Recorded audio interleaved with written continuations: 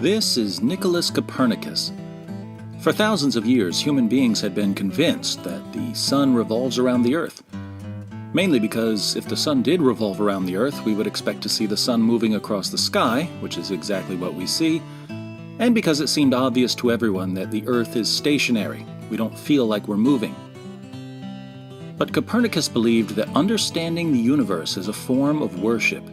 He said, "To know the mighty works of God, to comprehend His wisdom and majesty and power, to appreciate in degree the wonderful workings of His laws.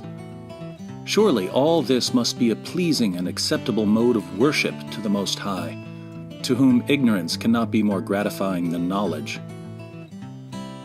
After spending years of his life worshiping God by examining the motions of the sun and moon and stars, Copernicus concluded that the earth revolves around the sun. He didn't have much of an explanation for why we don't feel like the earth is rotating rapidly on its axis and hurtling through space. Answers to that question would have to wait for other Christian scientists. But Copernicus was confident that the data supported his model.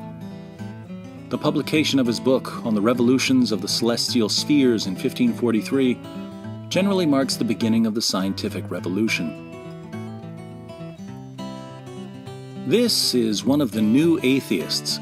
He's convinced that belief in God or religion, or especially Christianity, keeps people from trying to understand the universe. If you ask him about Copernicus or Tycho Brahe or Johannes Kepler or Isaac Newton or any of the other leading figures of the scientific revolution, all of whom believed in God, he won't know what you're talking about because he's never studied the relationship between science and religion.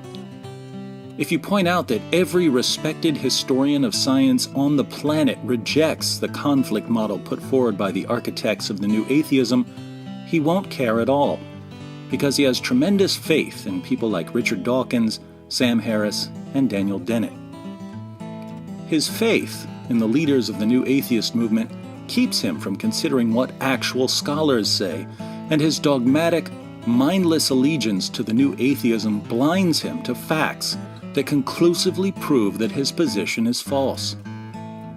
Unlike Copernicus, no amount of data can persuade him to change his views. Welcome to the new atheism, the perfect union of gullibility, dogma, inconsistency, superficial thinking, resentment, hostility, denial, and childishness.